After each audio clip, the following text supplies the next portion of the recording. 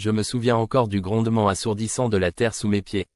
C'était comme si la jungle elle-même s'était réveillée en colère. Le tremblement de terre avait frappé sans prévenir, et avant que nous ne comprenions ce qui se passait, tout autour de nous s'était transformé en chaos. Les arbres ployaient, le sol se dérobait sous nos pieds, et la panique s'empara du groupe. Notre guide, celui qui connaissait ces terres comme sa propre main, fut grièvement blessé par des rochers tombés du ciel. Ses gémissements de douleur résonnaient dans la jungle. Nous étions seuls maintenant, perdus au cœur d'une jungle inexplorée.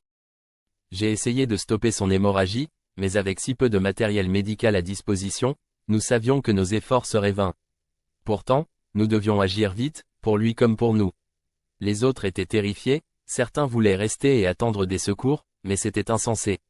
Nous devions bouger, partir à la recherche d'une issue, avant que la jungle elle-même ne nous dévore. La décision fut difficile, mais la majorité finit par céder.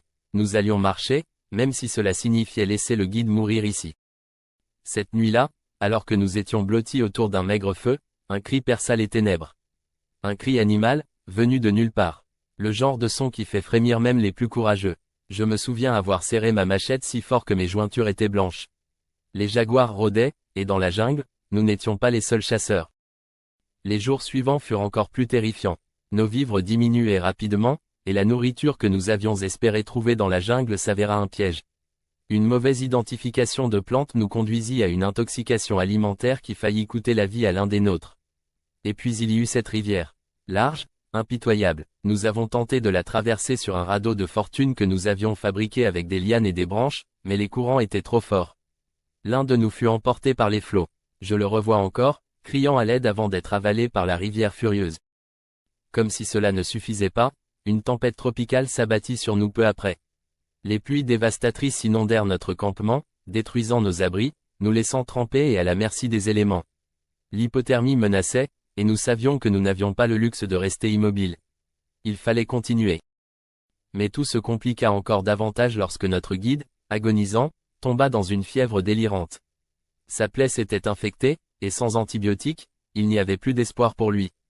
C'est là que nous avons trouvé cette vieille cabane de trappeurs, perdue au milieu de nulle part. Une lueur d'espoir dans cette jungle infernale. À l'intérieur, il y avait des outils rouillés, et une carte partiellement déchirée. Cette découverte nous redonna un peu de courage, mais la joie fut de courte durée. Peu après, un serpent venimeux mordit l'un des nôtres. Il n'y avait pas grand-chose que nous pouvions faire. Nous avons essayé d'extraire le venin, de ralentir la propagation, mais la mort était inévitable. La morsure l'emporta en quelques heures. C'était la première perte humaine, et elle brisa quelque chose dans le groupe. Des tensions éclatèrent, les accusations volèrent. Certains d'entre nous perdirent tout espoir. La jungle elle-même semblait nous tendre des pièges à chaque tournant. Lors d'une traversée à travers un marécage, 2 membres de notre groupe s'enfoncèrent dans un puits de boue mouvante. Nous les avons sauvés de justesse, tirés avec des lianes, mais la terre semblait vouloir les avaler tout entiers. Le désespoir montait, et avec lui la faim. Nous étions affamés, épuisés, à bout de force. C'est alors que nous avons décidé de chasser. Nous avions aperçu un sanglier, petit et rapide, mais cela suffisait pour nous donner une raison de continuer.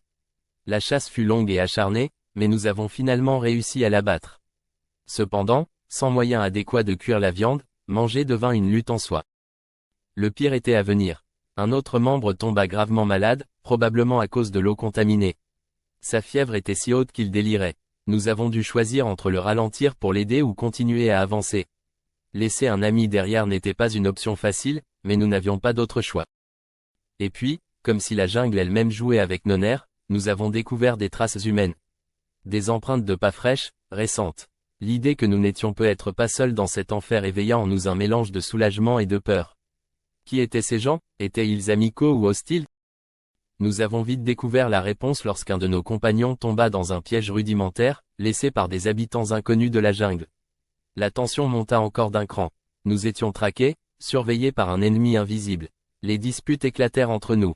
Un des nôtres, rendu fou par la faim et la peur, décida de partir seul, disparaissant dans l'épaisseur de la forêt. Puis vint le moment le plus difficile. Notre guide, dans un dernier souffle de lucidité, nous supplia de le laisser derrière pour que nous puissions avancer plus vite. Le sacrifice était inévitable. Avec le cœur lourd, nous l'avons abandonné, seul, dans la jungle. À mesure que nous avancions, la folie s'empara de certains d'entre nous. L'isolement, la peur, la faim, tout cela brisait les esprits les plus forts. Des hallucinations apparaissaient, et je commençais à me demander si nous sortirions jamais de cet enfer vivant. Mais à l'instant où tout espoir semblait perdu, nous avons enfin aperçu la sortie. Une falaise qui surplombait la jungle. En bas, une ancienne route délabrée, une promesse de civilisation. C'était notre dernière chance. En face de nous, la falaise s'étendait dans toute sa majesté, abrupte et impitoyable. Elle marquait une frontière entre la jungle inhospitalière que nous venions de traverser et cette mince ligne de route délabrée qui serpentinait en contrebas, comme une veine oubliée de la civilisation. Je pouvais presque sentir l'odeur de la liberté à portée de main, mais en même temps, cette descente semblait impossible. Nous étions si affaiblis, tellement usés, que chaque pas menaçait de nous briser un peu plus. Nous avons pris un moment pour évaluer la situation, mais il n'y avait pas vraiment d'autre choix. La descente serait périlleuse, c'était certain, mais le sentiment de désespoir croissant rendait l'idée de rester là encore plus insupportable. La faim et la folie avaient pris une emprise si puissante sur certains d'entre nous que l'idée même d'un dernier effort paraissait insurmontable. Cependant, c'était ça ou mourir dans cette jungle. Je me suis avancé en premier. Mes mains agrippaient les racines et les rochers saillants, mes pieds glissaient sur les pierres humides, et chaque muscle de mon corps hurlait de douleur. Mais je ne pouvais pas abandonner, pas si près de la sortie. Le sol sous mes pieds se dérobait parfois, et mon cœur battait à tout rompre à chaque chute de gravier. Je regardais en bas, la route semblait encore si loin. Il me fallait ignorer la peur, ignorer la voix dans ma tête qui me disait que cette descente pourrait être la dernière. Derrière moi, le reste du groupe avançait, avec moins de vigueur que je ne l'aurais espéré. Nous étions tous à bout de force, à bout de nerfs, et chacun de nous savait que la moindre erreur pouvait être fatale. Il y avait ceux qui se faisaient des illusions, espérant retrouver une vie normale une fois en bas, et d'autres qui étaient déjà trop brisés pour voir au-delà de la prochaine minute. Je sentais leur épuisement comme une onde dans l'air, une énergie sombre qui alourdissait chacun de nos mouvements. Un membre du groupe perdit soudain pied. Son cri perça l'air, un son de terreur pure, et il dégringola, emporté par la gravité.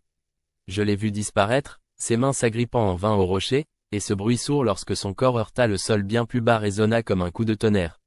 Un silence terrible suivit. La mort, encore une fois, nous rappelait à quel point elle nous frôlait à chaque instant. J'ai pris une grande inspiration. Le poids de cette nouvelle perte était accablant, mais je devais continuer à descendre.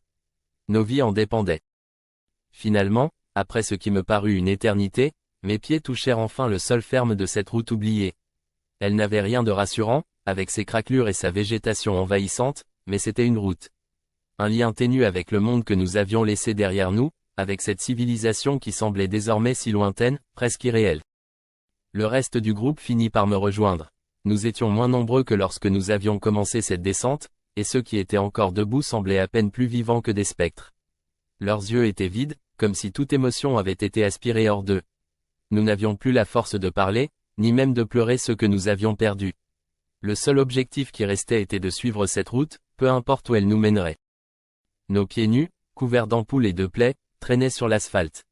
Chaque pas était une épreuve, mais la peur de mourir ici, si près du but, était plus grande que toute la douleur que nous pouvions ressentir.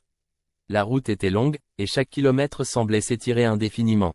Nous marchions dans un silence lourd, entrecoupé seulement par nos respirations haletantes. C'est alors que, au loin, j'ai aperçu un signe de vie. Une silhouette floue, peut être un véhicule, difficile à dire avec certitude dans la chaleur étouffante et la brume de la jungle. J'ai cligné des yeux plusieurs fois, persuadé que c'était une hallucination, un autre tour cruel de mon esprit épuisé. Mais non, c'était bien réel. Quelqu'un ou quelque chose s'approchait de nous. Cette vision, ce simple espoir, insuffla en nous une énergie nouvelle. Le rythme de nos pas s'accéléra légèrement, malgré la douleur qui lancinait dans nos membres fatigués. Nous nous accrochions à l'idée que la fin de notre calvaire était proche, que la survie n'était plus qu'à une poignée de mètres. Nous avions tant perdu, mais il nous restait encore une étincelle de vie. Lorsque le véhicule s'arrêta enfin devant nous, je m'effondrai à genoux, incapable de contenir mes larmes. Nous avions survécu, contre toute attente. Mais à quel prix?